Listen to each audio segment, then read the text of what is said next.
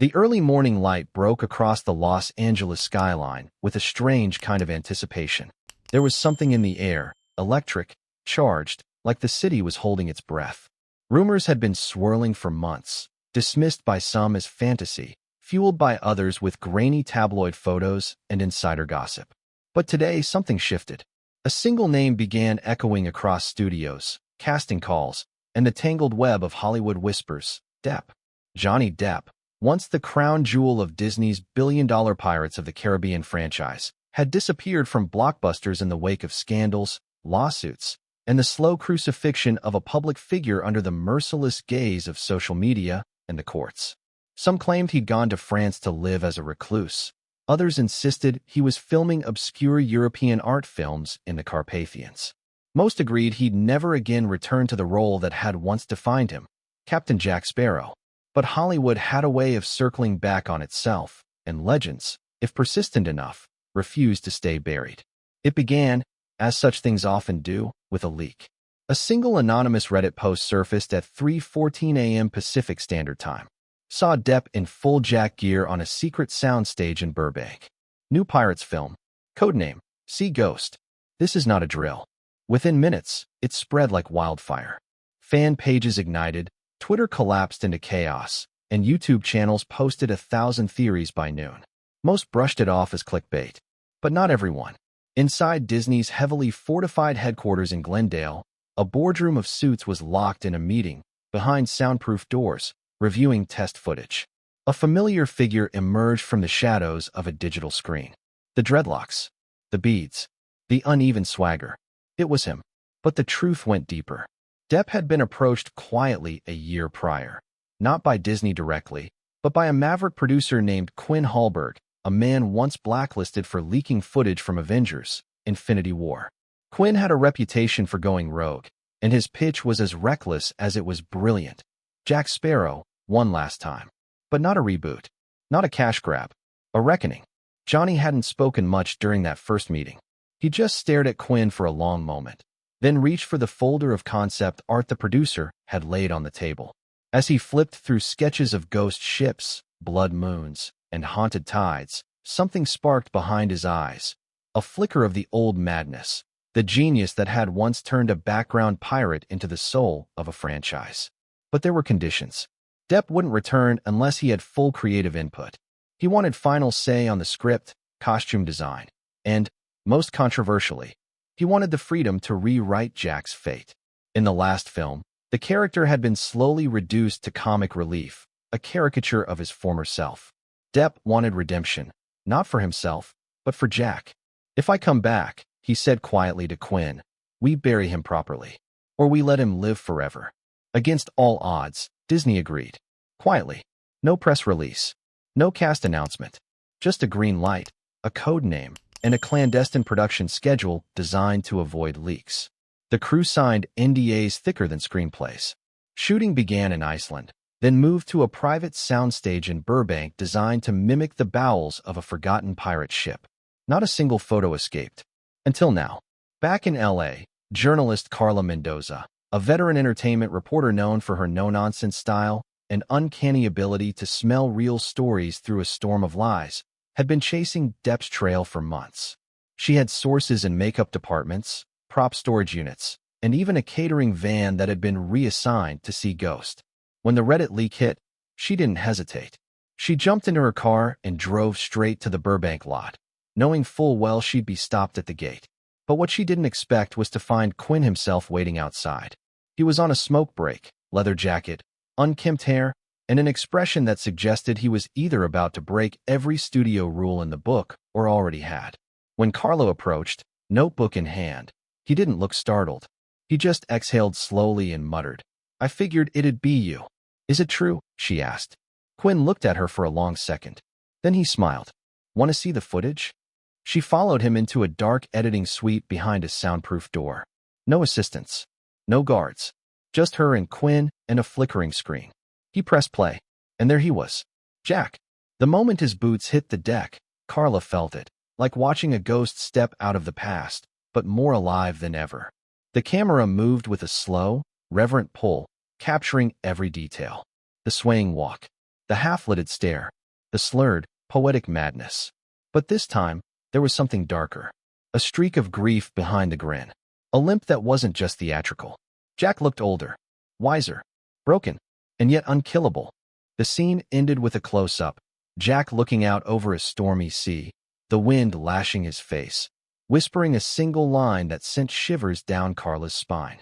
They thought the tide had taken me. But I am the tide. She said nothing for a long time, then whispered, "This is going to break the internet." Quinn smiled. That's the plan. By the time Carla's article went live the next morning, it had already been mirrored across 50 news sites. Depp returns as Jack Sparrow, exclusive first footage. Fans lost their minds. The hashtags trended globally in under an hour. Disney, caught off guard, tried damage control, but eventually leaned in. The marketing machine roared back to life. But not everyone was thrilled. Inside rival studios, meetings were held. Legal teams reviewed contracts. Depp's return meant trouble. The lawsuits that had defined him for years were suddenly irrelevant in the face of the public's overwhelming hunger for his return. One executive put it bluntly, Hollywood just made him immortal again. Yet beneath the headlines, something darker brewed. Someone had been watching the production. An old enemy. Someone from Depp's past. And they weren't ready to let Jack rise from the dead without a fight. The wave of publicity that followed Carla Mendoza's article swept across the globe like a tempest. Within 24 hours, the footage had been dissected by YouTubers, praised by critics, and hailed by fans as the return of a cinematic messiah. Depp's name, once tangled in courtrooms and controversy, was now tied to a single word: resurrection. But for Johnny Depp, the storm was only beginning. Behind the scenes, the pressure mounted.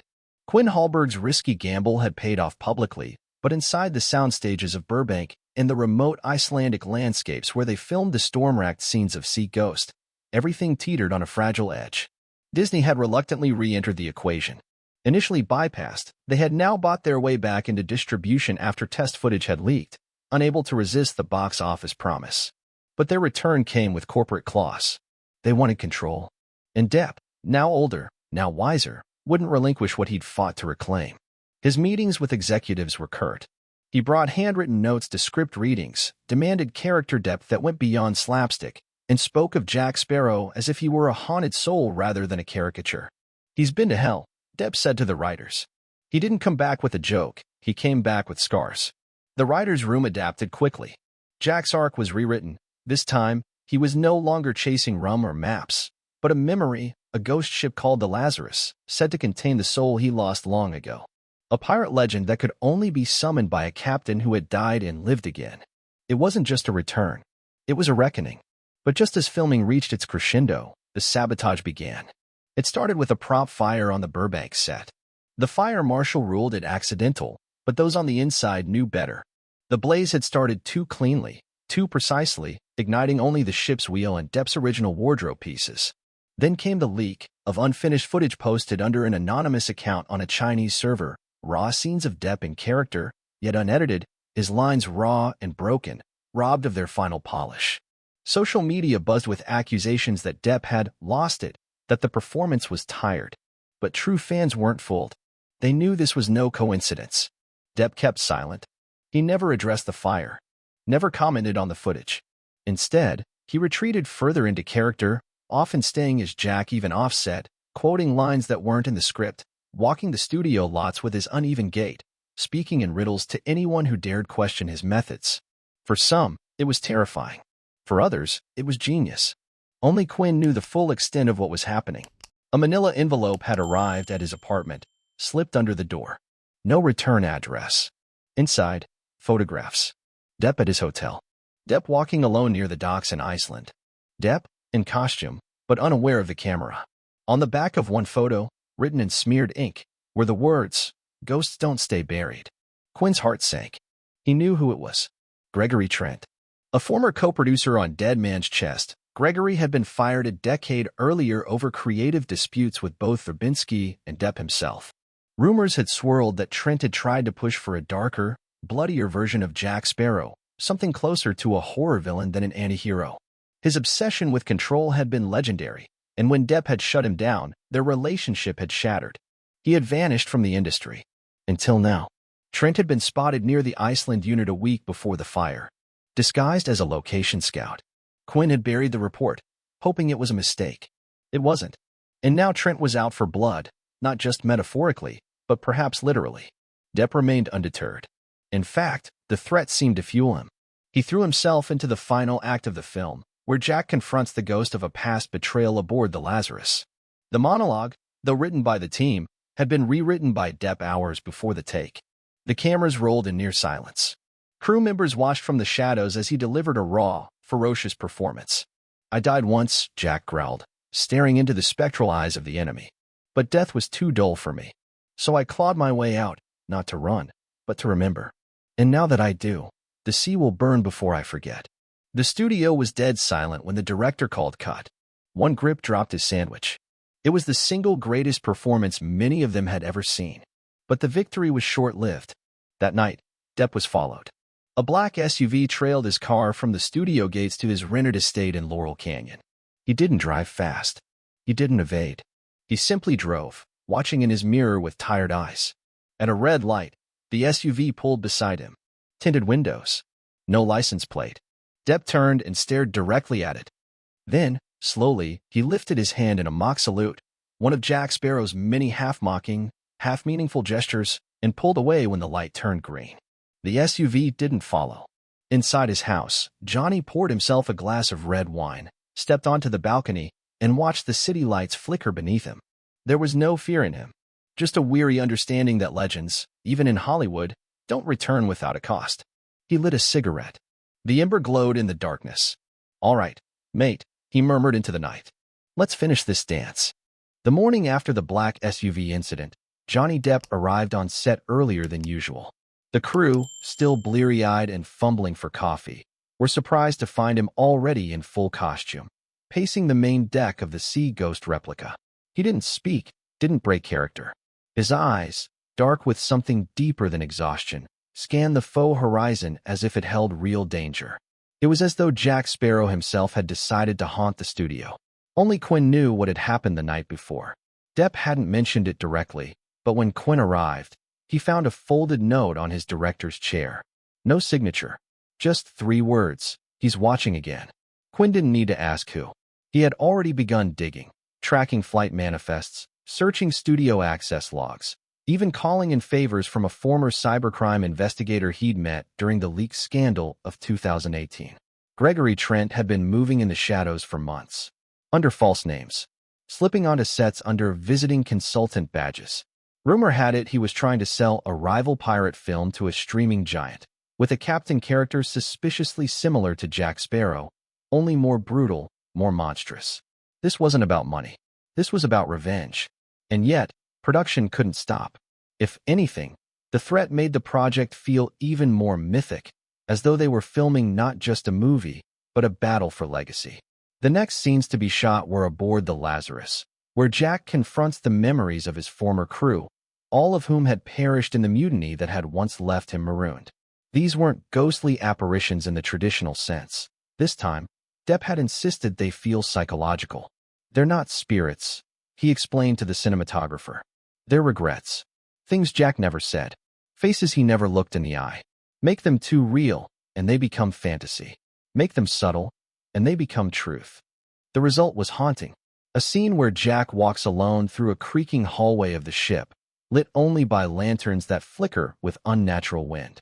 At every turn, he sees the shadows of past allies, not speaking, only watching. The camera lingers on his eyes, where pain and guilt ripple just beneath the smirk. At one point, he stops, rests his hand on the door of the captain's quarters, and whispers, "Forgive me, or don't. I'll carry it either way." The director wanted to yell, "Cut," but no one dared. The silence that followed was holy. Later that evening, back in his trailer, Depp received a package with no return address. Inside was a flash drive.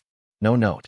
Just a white sticker with the word Lazarus scrawled in red marker. Quinn and Depp watched it together, plugging it into an old laptop beneath a low table lamp. Static filled the screen, followed by shaky camcorder footage of someone walking the set at night, filming the ship, the costumes, the props. A voice whispered behind the camera, nearly inaudible, "They've forgotten who made him, But I remember. Then the footage shifted. It was surveillance from 15 years ago, on the set of Dead Man's Chest. Behind-the-scenes clips. Gregory Trent, younger, pacing angrily, shouting at an assistant. Depp, walking past, calm, unreadable. And then the clip froze on a single frame. Trent staring directly into the camera, his eyes filled with venom. Jesus, Quinn muttered. He's unhinged. But Depp only nodded, slow and thoughtful. He's building something, he said. A narrative, like I did with Jack, but twisted. And he wants me to know. From that moment, Depp became more focused than anyone had ever seen him. He revised his dialogue. He worked with the stunt team to choreograph complex sword fights for the final act, pushing his body to the brink. He refused doubles, even for the storm scene that required him to hang from the mast during a simulated hurricane.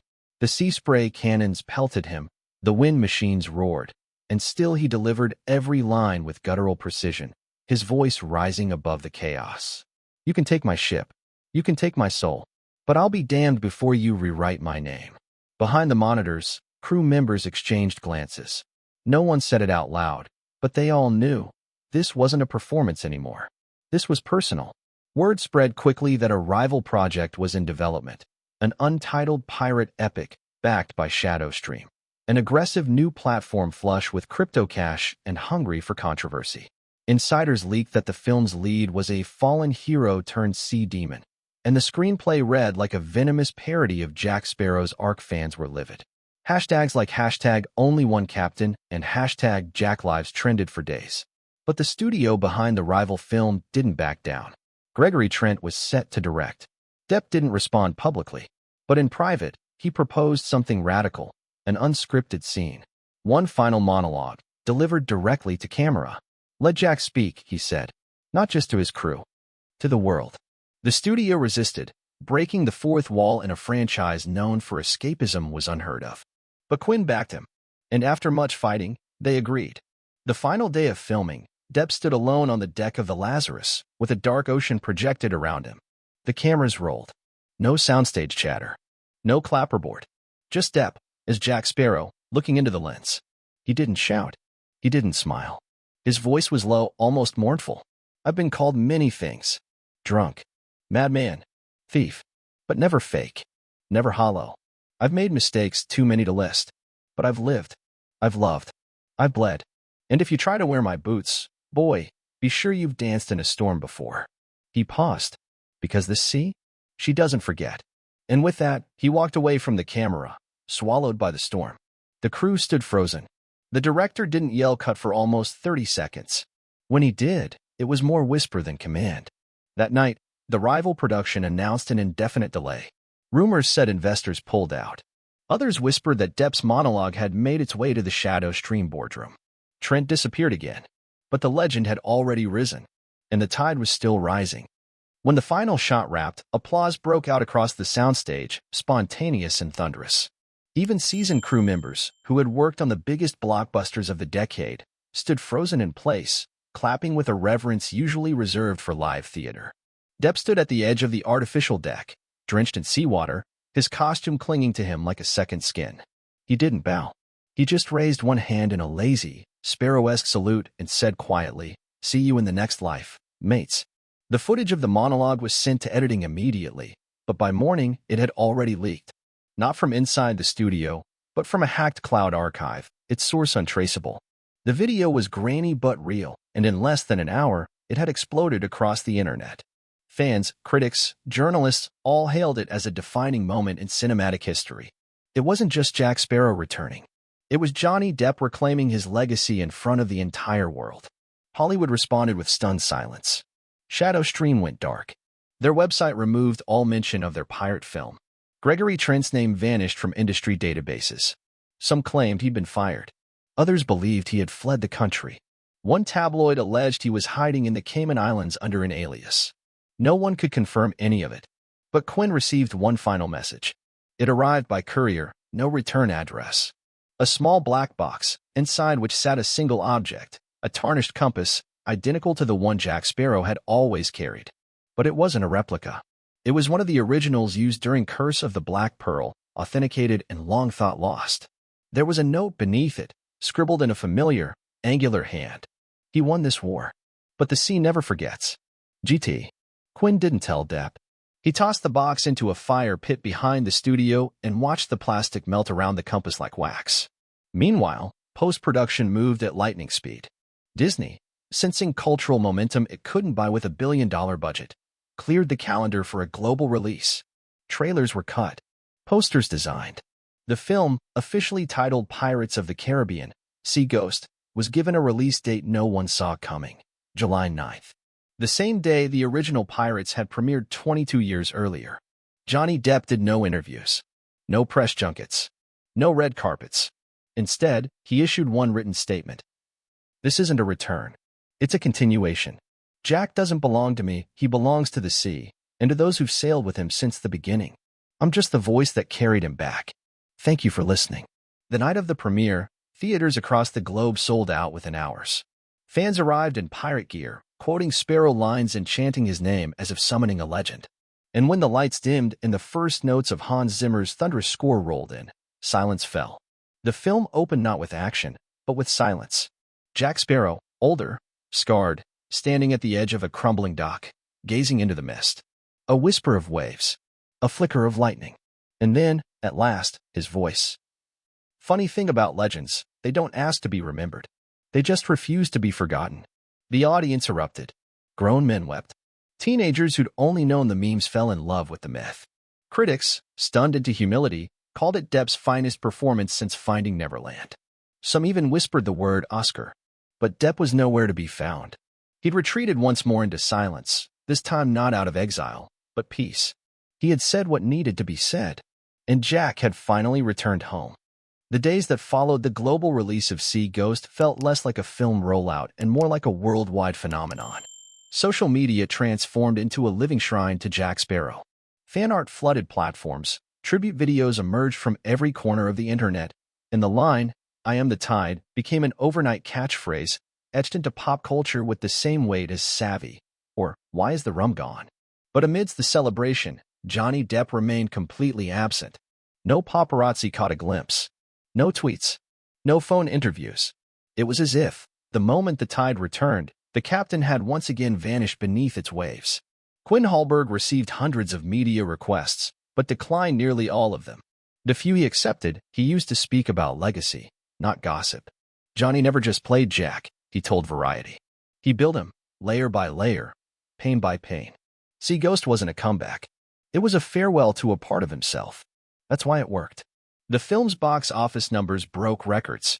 By week 2, Sea Ghost had already outperformed every previous installment, fueled not only by nostalgic fans but a new generation who saw Jack Sparrow not as a joke or relic, but as a tragic, mythic figure. Disney scrambled to capitalize on the momentum, floating ideas of spin-offs and prequels, but internally, they knew the core of it all had been Depp. And Depp was done. For a while, it seemed that Sea Ghost would be the final note in the saga. Until the letter arrived. It was hand-delivered to Quinn's new office, no name on the envelope, but sealed with wax and printed with a crude skull. Inside was a single page, handwritten in blue ink, unmistakably in Depp's spidery scrawl. Legends don't retire, mate. They drift. But sometimes, the tide pulls them back. You'll know when. P.S. Keep the compass. Quinn stared at the page for a long time. It wasn't a promise. It wasn't even a tease. It was what Jack would have written. Maybe Johnny, too. Somewhere far from Los Angeles, tucked into a weathered villa on the Mediterranean coast, Depp spent his days painting. His hands were calloused, his beard longer, and his phone off more often than not. A battered guitar rested on a chair by the open window, and old records spun on a vintage turntable, the melodies of Django Reinhardt mingling with the crashing of distant waves. Reporters tried to find him. Some thought he was in Corsica. Others insisted he was in a converted monastery in Greece. None succeeded. His face became a myth again, not erased, but elevated. And then, one night, a video surfaced online, unverified, likely shot on an old phone. It was brief, just 30 seconds. A man in full pirate gear stood at the end of a beach pier at sunset, silhouetted against the golden horizon. The stance was unmistakable, a slightly hunched back, a casual hand resting on the hilt of a sword, a bottle lazily dangling from the other. He turned halfway toward the camera. Not all treasure is silver and gold, love. Then, with a wink and a wobble, he vanished into the twilight. The internet erupted, unsure if it was real or deepfake. Theories swirled, but no statement came. No confirmation. No denial. Only the silence of a legend who knew the value of mystery. In time, Sea Ghost won awards. It became part of film school curriculums. Professors spoke of the transformation of Jack Sparrow from comic relief to cinematic archetype. Depp was nominated for Best Actor at the Academy Awards. He didn't attend. A representative accepted on his behalf, reading a note aloud. If you ever find yourself on a ship that feels too steady, tip it slightly, just to see if it still floats. Thank you. And watch the horizon. That was the last the public heard from Johnny Depp in any official capacity. But sometimes, on foggy coastal nights in towns near the sea, people say they've seen a strange figure, dressed in beads and trinkets, walking barefoot through the surf, humming pirate shanties to no one in particular. And if you dare chase him down the beach, he's already gone. Only the waves remain, and the whisper of a voice, caught between wind and memory. They thought the tide had taken me, but I am the tide.